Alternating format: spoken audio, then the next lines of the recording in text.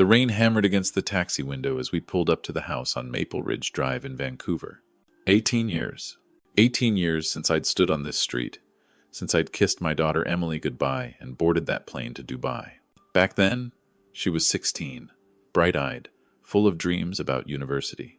Now she was 34, and I was about to see her for the first time since she'd turned 20. I'd worked those 18 years in the oil fields of the Middle East. Brutal work.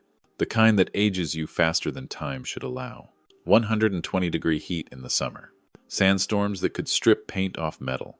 12-hour shifts. Sometimes 14 when they needed the overtime. But the money was good. Really good. $300,000 a year. Sometimes more with bonuses. Every month, I wired money home. Every month, I imagined Emily's life getting better. Better schools. Better clothes. A better future than I could have given her here in Vancouver, working construction for $60,000 a year. I remembered the day I left.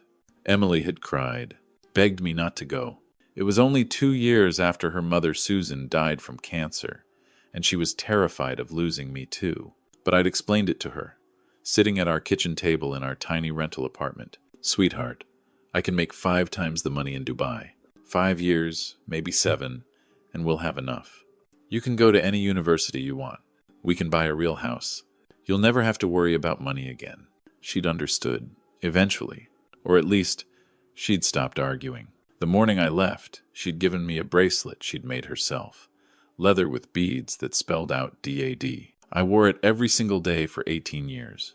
It survived sandstorms, equipment failures, 3 different job sites, and more loneliness than I'd ever imagined possible. In 2019, I bought her this house. $2.8 million. A beautiful Tudor-style home in one of Vancouver's nicest neighborhoods. I'd never seen it in person, just photos from the realtor. But I knew it was perfect. 4 bedrooms, 3 bathrooms, a garden with cherry blossom trees, close to good schools for when she had kids. The realtor had shown me pictures of the neighborhood. Quiet. The kind of place where kids rode bikes on the sidewalk and neighbors knew each other's names. I'd put it in her name. My gift, my legacy, the proof that all those years away, all those missed birthdays and Christmases, had been worth something. The taxi driver cleared his throat. I realized I'd been sitting there, staring at my own daughter's house like a stranger. I paid him, grabbed my single duffel bag, and stepped out into the rain. The house looked even better than the photos. Manicured lawn despite the November weather. Fresh paint on the trim. A new Mercedes in the driveway. The kind of place that said someone had money and taste. I felt a surge of pride. This is what I'd worked for. This is what all those lonely nights in a shipping container dorm, listening to the wind howl across the desert, had been about. I walked up the stone pathway and rang the doorbell. My heart was pounding. I'd thought about this moment for months. Flying home, surprising Emily, seeing her face light up when she opened the door. Maybe she'd have a boyfriend, maybe even a husband. I was ready to meet them all. Ready to finally be part of her life again, instead of just a voice on a crackling phone line once a month. Footsteps. The door opened. A woman stood there, mid-50s, expensive highlights in her hair, designer sweater that probably cost more than I made in a week back in my construction days. Not Emily. The woman looked me up and down with the kind of expression you'd give a door-to-door salesman, or maybe someone collecting for charity you didn't want to support. "Can I help you?" Her voice was clipped, annoyed at the interruption. "I'm looking for Emily," I said, trying to keep my voice steady. "Emily Patterson. This is her house." The woman's eyes narrowed. "Who are you?" Before I could answer, a voice came from inside. Male, young, entitled. "Jennifer, who's at the door?" "Some old man asking for the help," Jennifer called back. The help. The word hit me like a physical blow. My chest tightened. What did she mean? The help? A younger man appeared behind Jennifer. Late 20s, polo shirt, designer jeans. The kind of casual arrogance that comes from never having to work for anything. He had a phone in one hand and a glass of what looked like expensive scotch in the other. At 11 in the morning, tell him to go around back if he needs to speak with the staff. Staff. The words weren't making sense. This was Emily's house. My daughter's house. I felt my jaw tighten. That old familiar anger from the oil fields starting to build. The anger that came when supervisors tried to cheat you out of overtime, or when equipment broke because some company executive had cut corners on maintenance. "I'm Robert Patterson," I said, keeping my voice level but firm. "This is my daughter's house. I bought it for her. Where is Emily?" Jennifer laughed. Actually laughed, throwing her head back like I'd told the funniest joke she'd heard all week. "Your daughter's house? This is my house? Has been for 3 years? I have the deed to prove it." "That's impossible." My voice was getting louder now. "And I didn't care. I put this house in Emily's name in 2019. The deed is in her name. I have all the paperwork." The young man stepped forward, setting his glass down on a side table. "Listen, old-timer, I don't know what scam you're trying to pull, but you need to leave before I call the police. This is my mother's house. Legal and proper. Whatever story someone sold you is a lie." "Bradley, don't waste your time," Jennifer said, waving her hand dismissively. "These people always have some sob story. Probably trying to case the place for a robbery." My heart was pounding now, confusion mixing with anger. "Where is Emily?" "Emily Patterson. Dark hair, brown eyes. She'd be 34 now." "Where is she?" Jennifer's expression changed slightly, a flicker of something I couldn't quite read. Recognition? Guilt? It passed so quickly I might have imagined it. "You mean the cleaning girl?" The world tilted. Everything went silent except for the sound of my own heartbeat in my ears. "The what?" "The cleaning girl. Emily. She comes in 3 times a week. Lives in the basement suite." Jennifer said it so casually, like she was telling me about a piece of furniture. "If you need to speak with her about something, she should be downstairs doing laundry right now." I pushed past them. They shouted after me, but I didn't care. Jennifer was saying something about calling the police. Bradley was following me, but none of it mattered. I was moving through the house, seeing my money in every expensive piece of furniture, every piece of art on the walls, a dining table that probably cost $10,000, crystal chandeliers, marble countertops, the living room I'd never sat in, the kitchen I'd never cooked in, all of it bought with my money, my sacrifice, my 18 years. And then I saw her. Through the glass door leading to what looked like a lower level, I saw someone mopping a floor, even from behind, even after 18 years, even though she looked thinner, more worn down than the girl I'd left. I knew that shape, that way of moving, the way she tucked her hair behind her ear, the slight hunch in her shoulders when she was concentrating. "Emily." I rushed down the stairs, nearly tripping in my haste. She turned, and for a moment we just stared at each other. She looked tired, so tired, lines around her eyes that shouldn't be there yet. Her clothes were old, worn, stained with cleaning chemicals. Her hands were red and raw, the skin cracked around the knuckles. But it was her, my daughter, my little girl who used to make me breakfast in bed on Sundays, who used to laugh at my terrible jokes, who used to fall asleep on my shoulder watching movies. "Can I help you, sir?" she said softly, her voice uncertain. She called me sir. Her own father, and she called me sir. "Emily, it's me. It's your father." Her face went pale. The color just drained out of it like someone had pulled a plug. The mop clattered to the floor, the sound echoing in the concrete basement. Her hand went to her mouth. I moved toward her, reaching out, but she stepped back, not away from me, but like she was trying to process what she was seeing. Her eyes were wide, filling with tears, but there was something else there too, something that looked like fear, not joy, not relief. "Dad, what are you doing here? How did you get out?" "Get out? Get out of what?" "Prison. Jennifer told me you were arrested in Dubai. Drug trafficking. She showed me the documents, the court papers, everything. She said you'd be locked up for 20 years, maybe more, that you'd probably die in there." The pieces started falling into place. The horrible, sick puzzle. "Emily, I was never in prison. I've been working in Dubai, legally, for 18 years. I've been sending you money every month, thousands of dollars, sometimes 10,000, sometimes 15, depending on the overtime. For 18 years, her eyes filled with tears. "What money?" "Dad, I haven't heard from you in 18 years. Not a single call, not a single letter, not even an email. Jennifer said you abandoned us. She said after Mom died, you couldn't handle it, so you ran away to Dubai and got in trouble with the law. She said she tried to help you, but you were too far gone. She said you'd become a drug mule to make money. Jennifer." I felt like I was drowning. Who the hell is Jennifer? My aunt, Mom's sister. She moved in right after you left. She said she'd take care of me. That family sticks together. She said she was the only one who cared. My blood ran cold. Jennifer, Susan's sister. I'd met her once, maybe twice, at family gatherings before Susan died. A woman I barely knew, who'd barely spoken to Susan when she was alive, had somehow inserted herself into my daughter's life, into my house, and was now standing upstairs, calling herself the owner. Emily, I need you to tell me everything. From the beginning, every detail. She looked toward the stairs nervously, her eyes darting up like she expected Jennifer to appear at any moment. I can't talk here.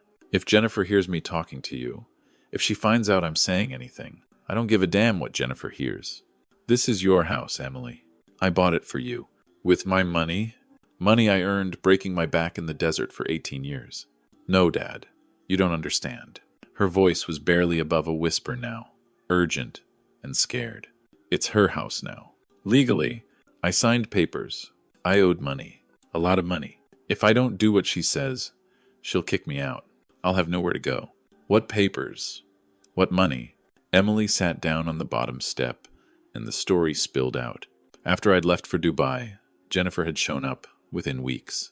Told Emily that I was in trouble, that I'd been arrested, that I'd asked Jennifer to look after things before they took me away. Told Emily the bank accounts were frozen, that there was no money, that everything was being seized by the government. Jennifer moved in temporarily to help Emily through the crisis. But it wasn't temporary. Jennifer slowly took over everything. Told Emily she was handling the finances, the bills, everything. When the house purchase went through in 2019, Jennifer told Emily it was complicated, that the house was under investigation because of my criminal activities, that Emily needed to sign some papers to protect the asset from seizure. Emily, 19 years old and terrified of losing everything, signed whatever Jennifer put in front of her. Those papers transferred the deed to Jennifer. Then came the debt. Jennifer told Emily she owed $300,000 for legal fees trying to get me out of prison and back taxes on the house. Produced documents that looked official, with government stamps and legal language. Told Emily that she could work off the debt by providing household services. That's when Emily became the maid in her own house. 3 years ago. 3 years of cleaning toilets, mopping floors, doing laundry, cooking meals for Jennifer and her son Bradley. But Emily, why didn't you contact me? Try to find me? I sent you my work email, my phone number, everything. She looked at me with eyes full of pain and shame. Jennifer said if I tried to contact you, if I told anyone about the situation, she'd report me to immigration as harboring a criminal's assets. She said I'd lose everything and go to jail, that I'd be deported even though I was born here. She showed me news articles about people going to prison for helping criminals hide money. Dad, I was scared. I didn't know what to do. And her voice broke. I believed her. Why wouldn't I? You never called. You never wrote. How was I supposed to know she was lying? I felt like I'd been gutted. Every wire transfer I'd sent, every painstaking email I'd written through the company's limited internet system, every attempt to call that went straight to voicemail. Jennifer must have intercepted everything, changed numbers, redirected mail, probably set up email filters to catch anything from my address. Where's your son? I asked suddenly, a horrible thought occurring to me. What son? Bradley, the man upstairs. Jennifer's son. He said he was her son. He is her son. He moved in 2 years ago when he got fired from his job in Toronto. Lost his job for sexual harassment at work, Jennifer told me. She said he just needed somewhere to stay until he got back on his feet. But he never left. No, Emily. I mean your son. You're 34. I thought maybe. She looked down at her raw, red hands. I did get pregnant 4 years ago. Met a man at the grocery store. Nice guy. We dated for 6 months. When I told him I was pregnant, he seemed happy at first. But then Jennifer got to him. I don't know what she said exactly, but he left. Just disappeared one night. I tried to find him, but Jennifer said it was better this way, that I couldn't afford a baby anyway. She stopped, her voice breaking completely. I miscarried at 5 months.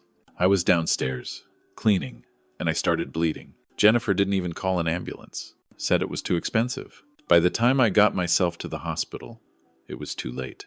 I felt rage like I'd never felt before. Not the quick anger from the oil fields. Something deeper, colder, Something that settled into my bones and made my hands shake. Why didn't you leave? Just walk away? She looked at me like I'd asked why she didn't fly. Where would I go? I had no money. No references for a real job because I hadn't worked anywhere but here for 3 years. No friends because Jennifer isolated me from everyone. No identification because Jennifer kept my passport and driver's license for safekeeping. And Dad, I was ashamed. Ashamed that I'd been so stupid, so weak.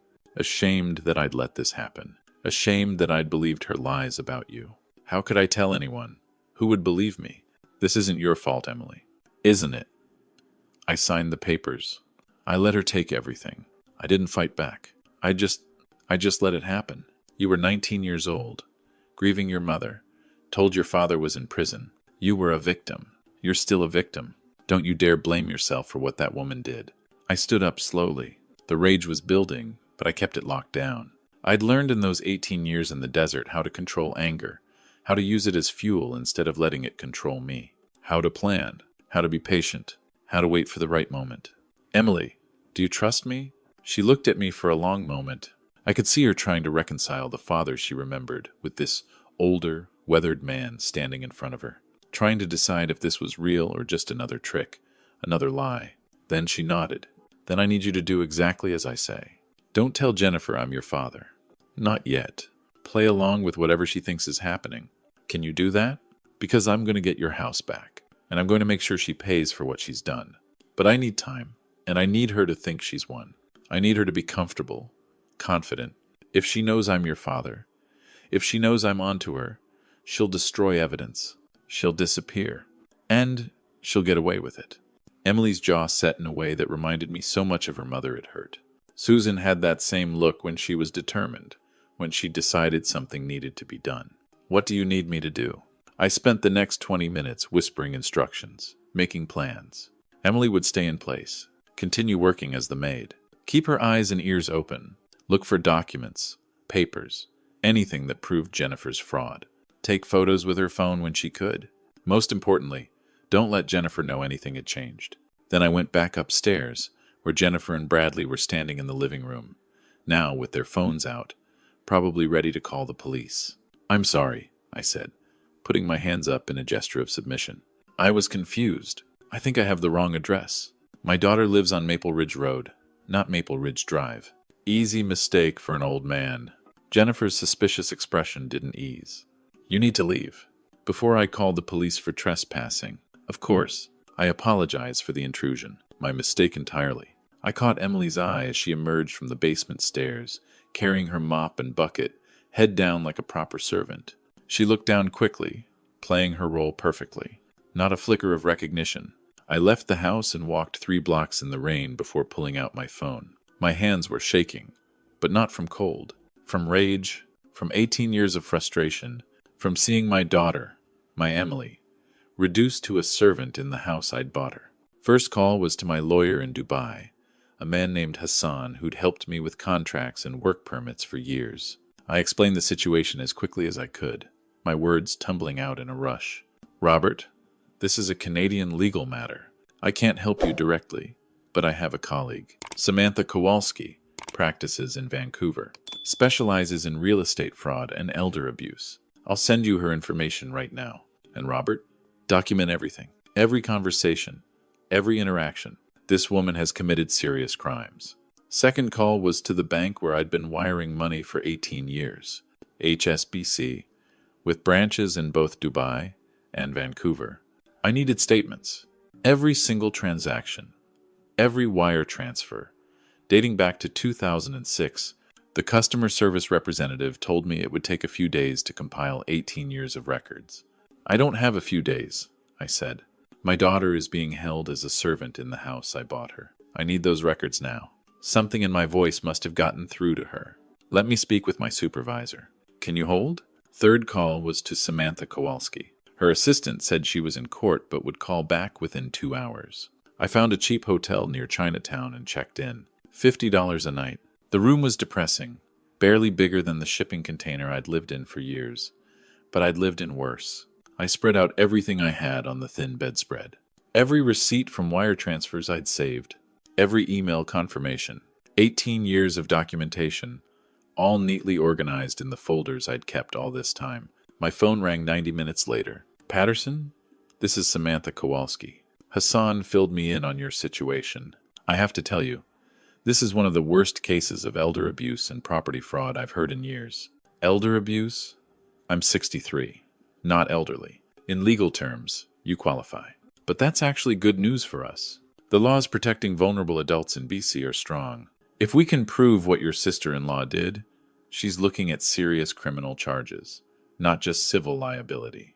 We're talking fraud, forgery, theft over 5,000, potentially even human trafficking for forced labor. What do I need to do? First, we need to establish that you are who you say you are, that you've been working legally in Dubai, and that you sent the money you claim you sent. Then we need to prove that Jennifer intercepted that money, forged documents, and fraudulently transferred the deed.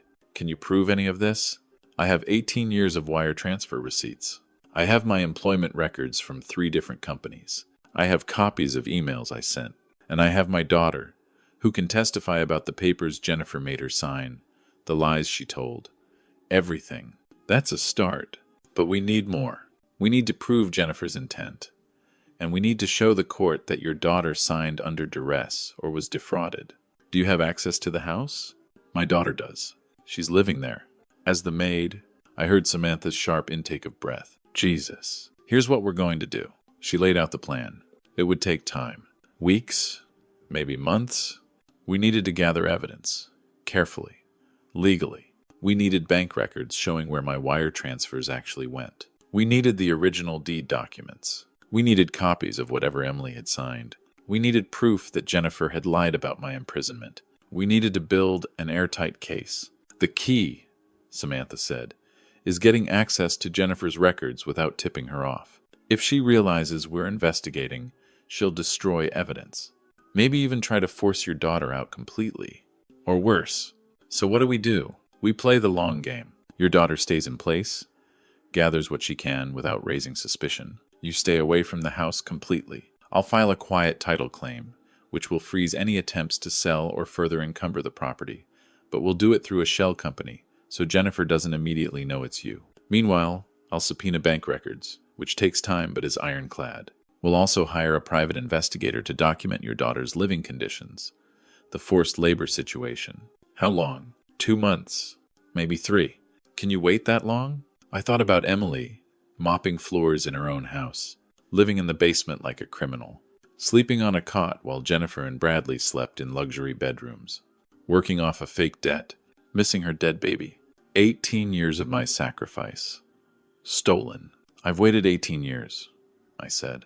I can wait 3 more months, but at the end of those 3 months, I want justice. Complete justice. Justice and the house. I promise you. The next 8 weeks were the longest of my life, longer than any stint in the desert, because this time, I was close enough to see the injustice, but still powerless to stop it immediately. Close enough to know Emily was suffering, but forced to watch from a distance. I got a job doing security at a warehouse in Richmond. Night shifts, $14 an hour.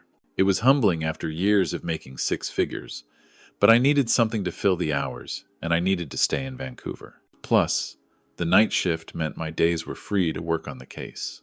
Every Sunday, Emily and I would meet at a small Vietnamese restaurant in Chinatown. Jennifer gave her Sunday afternoons off, probably so she and Bradley could have the house to themselves. Those 3 hours every week were my lifeline. We slowly rebuilt our relationship, piecing together the years we'd lost, filling in the gaps of 18 years apart. She told me about her life, how she'd wanted to go to UBC, but Jennifer convinced her there was no money, that she'd never get in anyway. How she'd met that man at Safeway, thought maybe she'd finally have someone who cared about her. How she'd been so excited about the baby, had names picked out, had started knitting a blanket. How Jennifer had convinced the man that Emily was damaged goods, unstable, that the baby probably wasn't even his. How he'd left without a word. How Emily had miscarried alone in that basement, bleeding on a concrete floor, while Jennifer and Bradley watched television upstairs and pretended not to hear her crying for help. "Why didn't you leave?" I asked her one Sunday. The question that had been haunting me. Why didn't you just walk away? She stirred her foe, not eating, just moving the noodles around with her chopsticks. "Where would I go, Dad? I had no money." Jennifer paid me nothing, said it was going toward my debt. I had no references for a real job because I hadn't worked anywhere but there for 3 years. No friends because Jennifer made sure I was isolated from everyone. She told the neighbors I was mentally unstable, that I had episodes. Anytime someone tried to be friendly, Jennifer would intercept, warn them I was dangerous. I had no identification because Jennifer kept my passport and driver's license locked in her safe, said it was for safekeeping because I was too irresponsible. And Dad, she finally looked up at me, tears in her eyes. I was ashamed, so ashamed. Ashamed that I'd been so stupid, so weak, that I'd let this happen. Ashamed that I'd believed her lies about you being a criminal. How could I tell anyone? Who would believe me? Who would care? I believe you, and I care. And this ends now. While Emily and I reconnected, Samantha worked her magic behind the scenes. She got court orders for bank records, hired a forensic accountant to trace every single one of my wire transfers. The paper trail was clear as day. Every wire transfer I'd sent had gone into an account in Emily's name, set up by Jennifer as Emily's guardian. An account Jennifer controlled completely. Over 18 years, Jennifer had siphoned off nearly $2.4 million of my money. She'd used it to buy luxury cars, take trips to Europe, finance Bradley's failed business ventures, and maintain her lifestyle. The deed transfer documents were even more damning. Samantha got copies through a title company investigation. Emily's signature had been forged on half the papers. On the others, where it was actually her signature, the documents had been notarized by a notary who didn't exist. The registration number was fake. The whole transfer was fraudulent from start to finish. This is slam dunk fraud, Samantha told me in a meeting at her downtown office. Jennifer is going to jail, and Bradley probably with her as an accessory.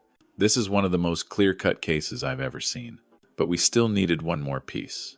Proof that Jennifer had actively deceived Emily about my imprisonment. That came from an unexpected source. Emily found a box in the basement storage area, tucked behind old Christmas decorations that Jennifer never used. Old papers Jennifer had meant to throw out but never did. Probably forgot they were even there. Inside were printouts of my emails, dozens of them, going back years. Emails I'd sent to Emily's old address, telling her I loved her, that I was sending money, asking about her life, that I'd be home as soon as my contract was up. Jennifer had intercepted them all, printed them out, and kept them like trophies. There were also bank statements showing the wire transfers, and most damningly, there was a file folder labeled RP Story in Jennifer's handwriting. Inside that folder was Jennifer's complete roadmap for fraud. Notes about how to convince Emily I was in prison, written in point form like a business plan. Printouts of fake legal documents she'd created using free online templates. A draft letter, supposedly from the Canadian Embassy in Dubai, informing Emily of my arrest for drug trafficking, complete with fake case numbers and official-looking stamps. All of it was manufactured. All of it was in Jennifer's handwriting with her fingerprints all over it. And all of it was enough to send her to prison for a very long time. Emily photographed everything with her phone and sent the images to Samantha through an encrypted app we'd set up. "We're ready." Samantha called me that night. I was on my security shift, making rounds through empty warehouse aisles. "I'm filing criminal charges tomorrow morning with the Crown prosecutor. I'm also filing an emergency motion to restore title to Emily and to freeze all of Jennifer's assets. There's going to be a hearing in 3 days.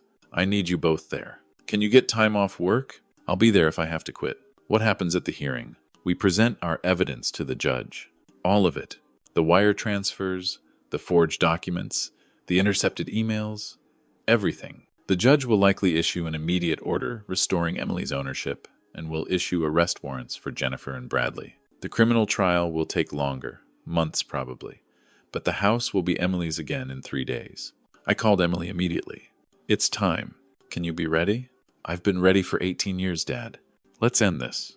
The hearing was at 9 a.m. on a Tuesday morning in the Vancouver courthouse downtown. Samantha told us to arrive early. We did, sitting in the hallway outside courtroom 502, waiting. Emily was wearing the best clothes she had, which weren't much.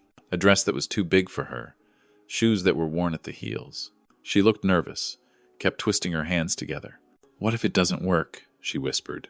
"What if the judge doesn't believe us? Then we appeal. And we keep appealing, but it's going to work, Emily. The evidence is overwhelming." At 8:55, Jennifer and Bradley arrived with their own lawyer, a nervous-looking man in an ill-fitting suit who clearly had no idea what he was walking into. Jennifer saw me and her face went white. Then she saw Emily sitting next to me, not in her usual servant's clothes, but sitting beside me like we were family, and the white turned to red. "What is this?" she hissed, coming toward us with Bradley following. "Emily, what are you doing with this man? Get back to the house right now. You have work to do." "This man is my father," Emily said, her voice steady, stronger than I'd heard it in weeks. "And you're about to pay for what you did to us." Jennifer's face twisted with rage. "Your father? Your father is in prison in Dubai. This is some con man." "Emily, don't be stupid. Come with me right now or you're fired." "You can't fire me from my own house," Emily said quietly. The courtroom doors opened. "Kowalski versus Patterson?" the clerk called. We filed in.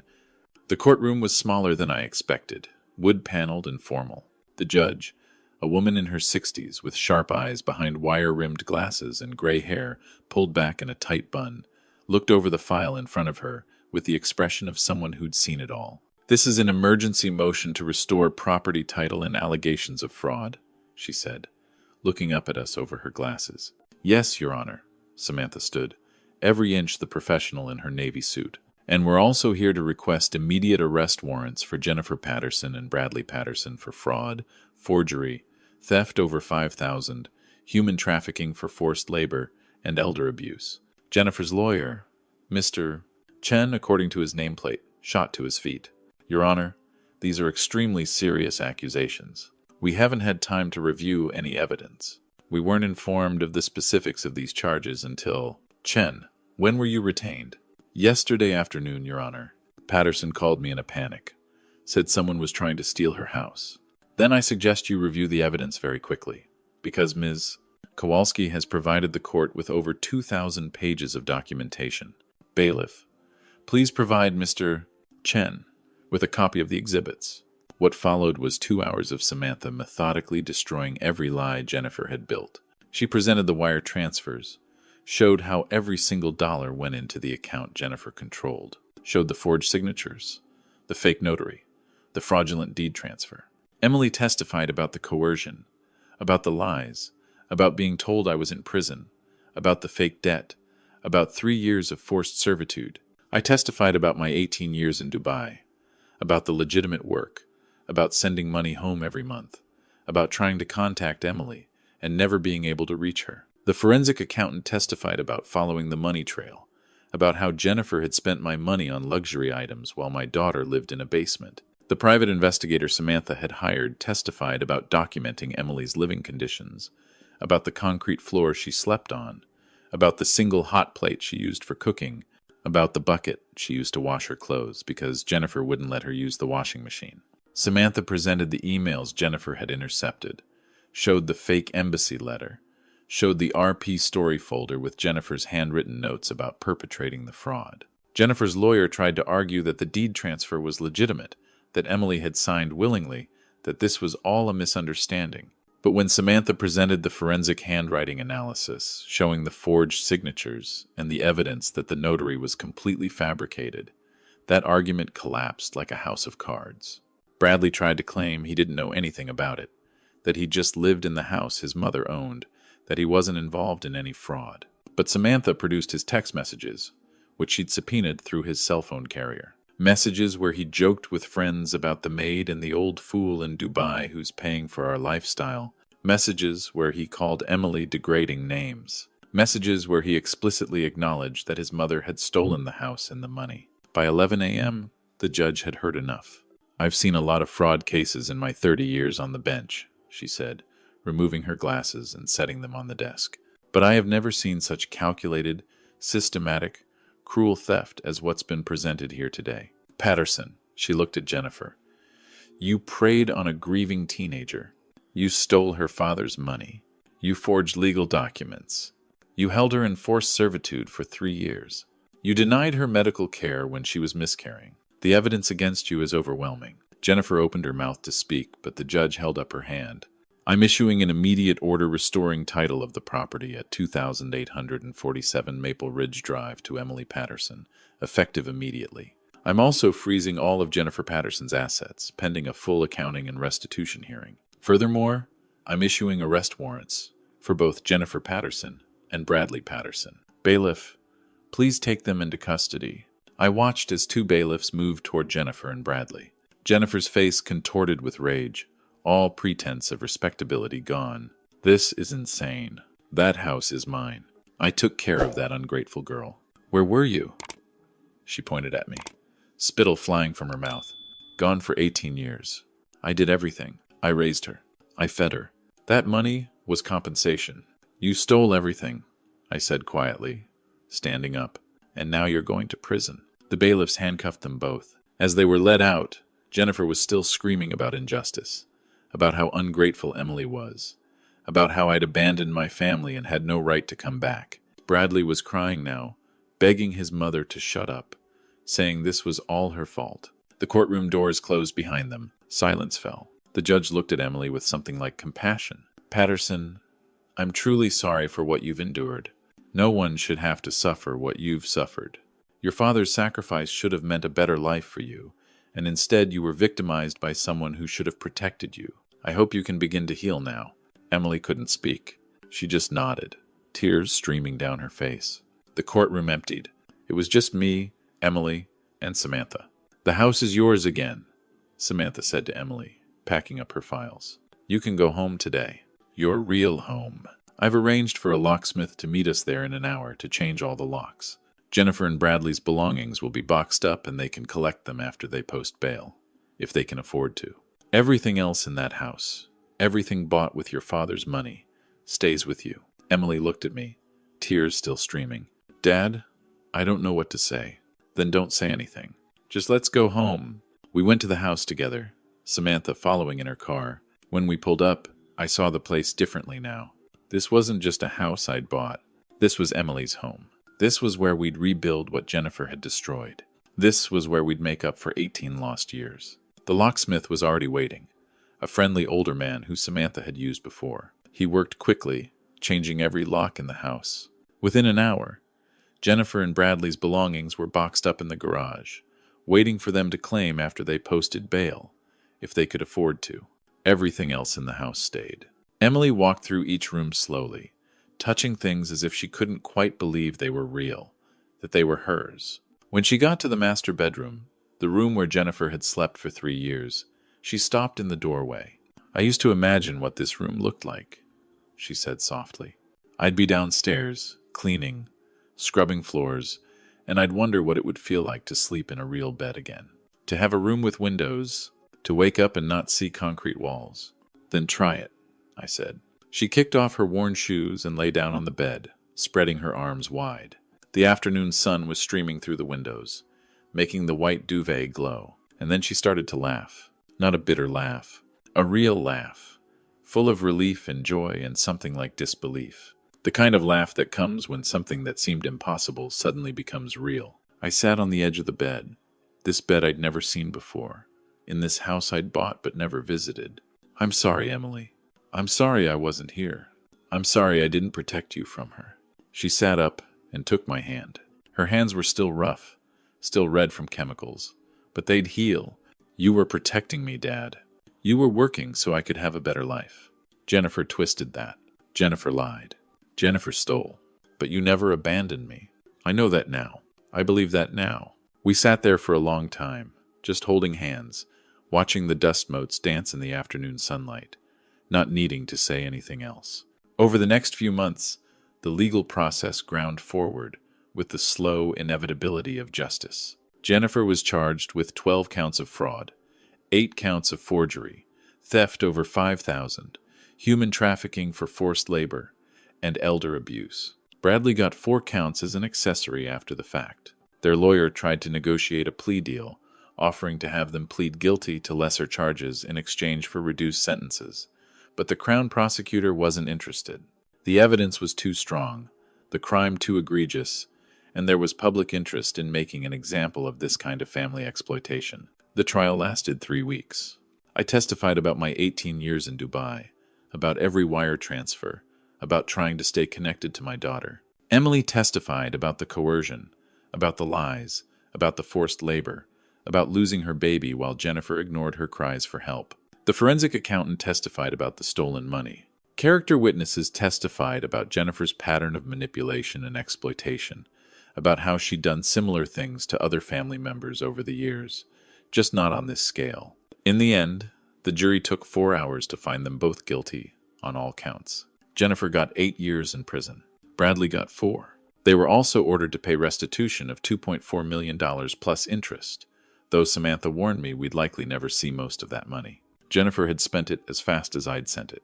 But she'd have to pay something, even if it took the rest of her life. Justice isn't always about the money, Samantha told me after the sentencing. Sometimes it's about the principle, about making sure people know they can't get away with this, about protecting the next potential victim. She was right. The day the verdict came down, I felt something lift off my chest that had been sitting there for months. Not just about Jennifer, but about all those years of wondering if I'd made the right choice. Wondering if working so far from home had been worth it. Wondering if I should have just stayed in Vancouver, worked construction for less money, been there physically, even if it meant Emily had less materially. It was worth it, because I'd given my daughter a home, a real home, not just a building. And when that home was stolen, I'd been able to fight to get it back. I'd had the resources, the documentation, the proof. If I'd stayed in Vancouver, struggled paycheck to paycheck, Jennifer probably would have succeeded. We wouldn't have had the money for lawyers like Samantha. We wouldn't have had the paper trail to prove the fraud. Emily and I live in that house now. Together, I got a job doing project management for a construction company in Burnaby, something that uses my experience from Dubai but lets me come home every night. The pay is good, not Dubai money, but enough. Emily went back to school, started with online courses at first, then transitioned to in-person classes at UBC. She's studying social work, says she wants to help other people who've been taken advantage of by family members, who've been trapped in situations they can't escape. Some Sundays, we still go to that Vietnamese restaurant in Chinatown, the one where we used to meet in secret. But now it's not a secret meeting. Now it's just a father and daughter having lunch, planning the week ahead, talking about her classes, about my work projects, about normal things. Sometimes we talk about Jennifer, about the trial, about processing what happened.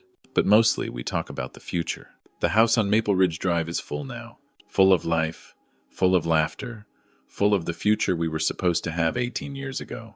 Emily has friends over now, classmates from university who study in the living room, who cook in the kitchen, who treat the house like it belongs to someone they care about because it does. I look around sometimes, at Emily and her friends laughing over textbooks, or at Emily cooking dinner while telling me about her day, and I think about Jennifer, about how she thought she could steal all of this, about how she thought she could get away with it forever. She was wrong.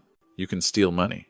You can forge documents. You can lie and manipulate and scheme.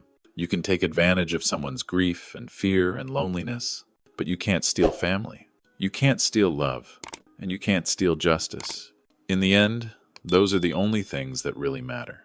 Everything else is just a house, just money, just time. And time, I've learned, is something you can get back, not the years themselves. Those are gone. But what you do with the years you have left, that's where the real value is. Emily and I lost 18 years, but we're not losing anymore. This is our home now. The one I bought with 18 years of sacrifice. The one she fought to reclaim with 3 years of endurance. The one we'll live in together, making up for lost time, building new memories, one day at a time. That's justice.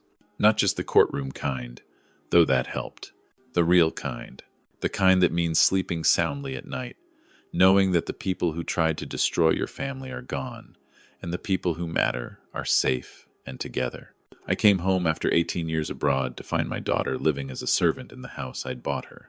But I didn't leave until she was living as the owner again, living as my daughter again, living as herself again. That's what fathers do. We protect, we provide, and when necessary, we fight. And we never, ever give up on our children. Not after 18 years. Not after 80 years. Never. Claude is AI and can make mistakes. Please double-check responses.